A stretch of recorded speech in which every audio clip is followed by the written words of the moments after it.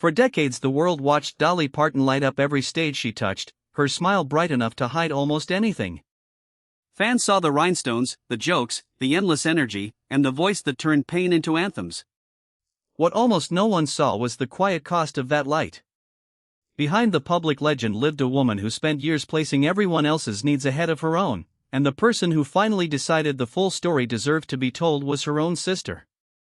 Stella Parton had spent a lifetime refusing to whisper. When she chose to speak about the private weight her sister carried, the picture of America's most beloved entertainer shifted forever. This is not a story of scandal. It is the story of sacrifice, of family love that asked too much, and of the moment one sister decided silence was no longer kindness. Stella was born into a house already full of noise and music and limited space. In Sevierville, Tennessee, 12 children learned early that survival required both grit and laughter. Money was scarce, privacy almost non-existent, yet music filled every corner of that crowded home. Stella performed beside Dolly on local television while still a child, then stepped into radio, songwriting, and stages of her own. She launched her own record label when doors stayed closed. She scored country hits that reached beyond her family name. She stood up for other artists when it cost her nothing and gained her nothing except the knowledge that she had used her voice. Through every chapter she carried the same quiet determination: if something needed saying, she would say it. That same instinct rose again after the spring of 2025. Carl Dean, the private man who had stood beside Dolly for nearly 60 years, was gone. The Parton family had already buried 3 brothers in a short span of time. Grief settled over the remaining siblings like a heavy season that refused to end. Dolly kept smiling for cameras. She kept offering warmth and humor. Yet those who had shared a childhood with her began to notice the changes that outsiders missed. Stella watched her sister give until there was almost nothing left to give. The decision to speak was not made lightly. It came from the same place that once made a young Stella write a song defending Olivia Newton-John when Nashville turned cold. Some truths, she believed, only grow heavier when left unspoken. What Stella eventually shared was never meant to diminish the legend. It was meant to complete it. The world had celebrated the triumphs. It was time to understand the quiet battles that made those triumphs possible. In the months that followed Carl's death, the gap between the public Dolly and the private one widened. Small signs appeared, easy to dismiss on their own, yet impossible to ignore once gathered together. A postponed residency. A simple request for prayer from another sister. A video in which Dolly herself joked that she was not gone yet. Each moment looked manageable until the family who loved her most recognized the deeper pattern. Stella's voice, steady and clear, finally gave shape to what so many had only sensed. The story that unfolds from here is not about blame. It is about a woman who loved so completely that she forgot to save strength for herself, and about the sister who loved her enough to tell the truth. The months after Carl Dean's passing revealed a side of Dolly Parton that the spotlight had never fully captured. For nearly 6 decades he had been the quiet center of her world, the man she met outside a Nashville laundromat when she was only 18, the partner who chose privacy while she chose the stage. When he left, the absence was not simply personal. It removed the one person who had always given her permission to rest. Stella watched her sister continue the same pattern that had defined so much of their shared life: care for others first, smile for the public second, and leave her own needs for whatever time remained. That time, it turned out, was running shorter than anyone wanted to admit. Family losses compounded the weight. 3 brothers gone in a span of years left empty spaces that no amount of public affection could fill. The Parton siblings had grown up packed into a small house where every voice mattered and every absence was felt. Now those absences arrived one after another, each one carving deeper into the foundation they had built together. Stella later described the period as years shaped by sorrow and the strange necessity of finding laughter inside heartbreak. She stopped writing songs for 7 full years. The silence was not a creative block. It was the sound of a family absorbing more grief than any one season should hold. Dolly kept working. She kept appearing. She kept offering the same bright energy that had carried her through 6 decades of music and fame. Yet those closest to her noticed the cost. Small decisions began to look different in hindsight. A residency is postponed. Commitments quietly cancelled. Moments when the familiar sparkle seemed to require more effort than before. Stella and her sister Frida saw the pattern long before the public sensed anything unusual. Their concern did not come from gossip or headlines. It came from a lifetime of knowing the difference between Dolly's public light and the private strength required to keep it burning. When Frida posted a simple request for prayer in early October, the reaction moved faster than anyone expected. There were no medical details, no dramatic warnings, only a sister asking people to hold Dolly in their thoughts. Within hours, the message spread across social media and entertainment sites. Uncertainty filled the spaces where information was missing. Rumors grew. Fans feared the worst. Stella stepped forward with calm words, reminding everyone of what Dolly had already shared and urging perspective. Still, the concern refused to settle. The public love that had always surrounded Dolly now carried an edge of worry that the family could no longer ignore. Dolly herself finally addressed the noise. During a commercial shoot for the Grand Ole Opry, she recorded a direct message, smiling into the camera with the same humor that had defined her career. "I'm not dead yet," she said, stating the date so no one could claim the footage was old. She admitted she had not taken the best care of herself after Carl's death. She had stayed closer to home, cancelled a few appearances, and received treatment for something she described as nothing major. The relief was immediate. Frida clarified that her original post had been nothing more than a sister's quiet request. The episode passed, yet it left a clearer picture of the gap between what the world saw and what the family carried. Stella's later reflections made that gap impossible to dismiss. She spoke of a woman who had spent years putting loved ones first, often at the expense of her own health. Warning signs had appeared. Dolly had pushed forward anyway because someone else always seemed to need her more. The pattern was not new. It was simply more visible once the private center of her life was gone. What the public experienced as resilience, the family experienced as a slow accumulation of unspoken cost. Stella's decision to give language to that cost was never about diminishing the legend. It was about completing the portrait so that the full measure of her sister's strength could finally be understood. By the spring of 2026, the scattered signs that Stella and Frida had noticed for months began to form a clearer pattern. Dolly had postponed her Las Vegas residency once already, moving the dates from late 2025 into the following September.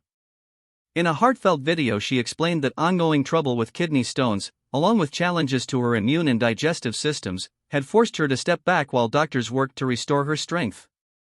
Even then, she spoke of continuing her Broadway project, determined that setbacks would not define the next chapter. The public heard resilience. The family heard the quiet admission that the body which had carried her through 6 decades of relentless work was finally asking for rest. Stella watched these developments with the particular clarity that only a sibling who has shared both poverty and triumph can possess. She had spent her own years building a career that never needed Dolly's name for validation. Hits such as "I Want to Hold You in My Dreams Tonight," "The Danger of a Stranger," and "Standard Lie Number 1" had reached country audiences on their own merit. She had performed in the United Kingdom, worked in New York theater, and earned recognition as Female Vocalist of the Year from the Christian Country Music Association. Through all of it, she remained the sister who spoke plainly about poverty, domestic violence, and the obstacles women still faced in the music industry. That same plain-spoken instinct now turned toward the private reality unfolding inside her family. The decision to cancel the Caesars Palace dates was not made lightly. For an artist whose career had contained almost no cancellations across 60 years, the choice carried unusual weight. Stella later described the period surrounding that decision as one in which the entire family felt the accumulation of loss. 3 brothers are already gone. Carl's absence is still fresh. Dolly continued to place every remaining ounce of strength into the people and projects that needed her. The public narrative celebrated her perseverance. Inside the family, the same perseverance began to look like a slow erasure of the woman herself. Stella's own creative silence of 7 years ended around the same season. She released new music centered on resilience and hope, explaining that she had finally found a way to turn shared grief into something that could stand beside the sorrow rather than be consumed by it. In interviews, she returned again and again to two principles the Parton siblings had carried from their crowded childhood home: laughter and perspective. Those principles had sustained them through lean years in Sevierville. They were being asked to sustain them again through a different kind of scarcity, the scarcity of time and health and the people who had always been there. What Stella ultimately offered the world was not a dramatic accusation or a demand for sympathy. It was a simple, steady accounting of what it costs to love as completely as Dolly had always loved. The smile the public adored had been real. The energy had been real. So had the private tally of nights spent caring for Carl, of meals skipped, of warning signs set aside because someone else's need felt more urgent. Stella's voice did not diminish that light. It simply allowed the full shadow that made the light possible to be seen at last. In doing so, she gave the audience something rarer than another celebration of fame. She gave them the measure of a life that had given almost everything away. As the summer of 2026 progressed, the distance between Dolly's public appearances and the private reality her sisters observed grew harder to bridge. She still met the world with the same quick humor and open-hearted warmth that had defined her for generations. Tennessee had already honored her 80th birthday by declaring January 19 Dolly Parton Day. She appeared at the opening of Dollywood's 41st season, charming crowds and speaking candidly about time spent away from the road and the long process of healing after Carl's death. Each appearance reassured millions. Each appearance also required a strength that those closest to her could see was no longer infinite. Stella later reflected that the most telling moments were the quiet ones, the ones never captured by cameras. Dolly had spent years placing her own health behind the needs of the people she loved. When Carl's illness demanded constant care, she gave it without calculation. When family losses arrived in steady succession, she absorbed them while still offering comfort to others. The pattern was so deeply woven into her character that even those who worried most found it difficult to challenge. Reassurance came easily to Dolly. She could turn almost any concern into a joke or a gentle dismissal, and the people who loved her often accepted the dismissal because the alternative felt too heavy to hold. Looking back, Stella recognized that the family's earlier attempts to speak about their worries had been met with the same protective instinct Dolly had always shown the world. She wanted no one to carry fear on her behalf.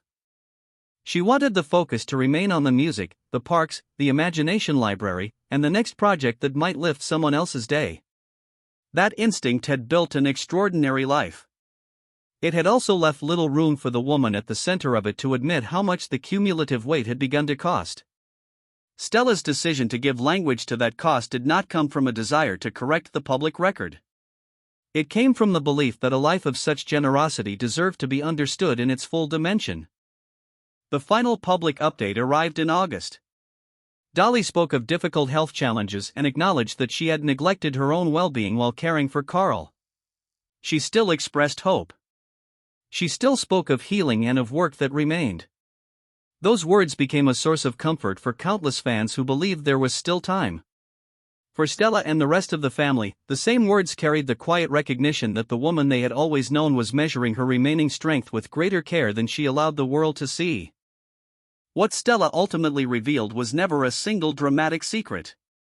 It was the steady accumulation of ordinary days in which one sister kept choosing others first. The world had celebrated the triumphs that followed from that choice. Stella simply asked that the price of those triumphs also be remembered. In the end, the story was not about the fading of a legend.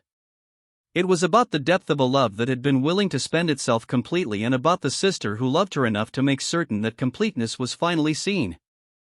On August 25, 2026, the news arrived that the family had already begun to prepare in the quietest ways. Dolly Rebecca Parton Dean passed away peacefully at Vanderbilt Ingram Cancer Center in Nashville at the age of 80. The announcement came through her nephew in a video she had helped shape years earlier, a final act of care for the people who had followed her so long. Tributes rose from every corner of the world she had touched. Yet inside the circle of siblings who had shared that crowded Tennessee childhood, the loss carried a different weight. They had seen the slow spending of strength. They had watched the woman who gave so freely finally reach the end of what she could give. Stella did not answer the moment with dramatic statements or sudden revelations. The truth she had already spoken stood on its own. For months she had described a sister who placed every need ahead of her own, who absorbed grief while still offering light, who measured her remaining energy with a care the public never fully witnessed. Those words, once offered carefully and without accusation, now settled into place as the clearest account of the final chapter.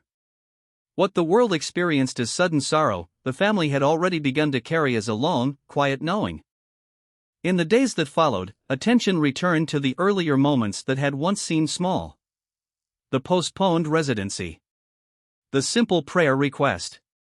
The video in which Dolly joked that she was not gone yet. Each one looked different when held against the full length of the story. Stella's willingness to name the private cost did not reduce the legend. It completed it. The smile had been real. The generosity had been real. So had the hidden ledger of nights spent caring, of warning signs set aside, of a body asked to keep producing light long after it had begun to ask for rest. The Parton family had always known how to turn hardship into music and music into endurance. That same instinct now asked something quieter of them, to let the full measure of one sister's life be seen without embellishment or denial. Stella had spent 5 decades proving that her voice belonged to her alone. In the end she used it for the simplest and most difficult purpose of all, to make certain that the woman the world loved was also understood by the world that loved her. The story she told was never about the end of a career. It was about the depth of a heart that kept giving until there was nothing left, and about the sister who loved her enough to say so. What remains is the music, the parks, the books placed in children's hands, and the memory of a woman who turned a hard beginning into a life that lifted millions. Alongside that memory sits the quieter truth Stella placed in the open, that even the brightest lights are carried by ordinary human strength, and that strength, however great, is never endless. In speaking it, she gave Dolly the final gift of being fully known.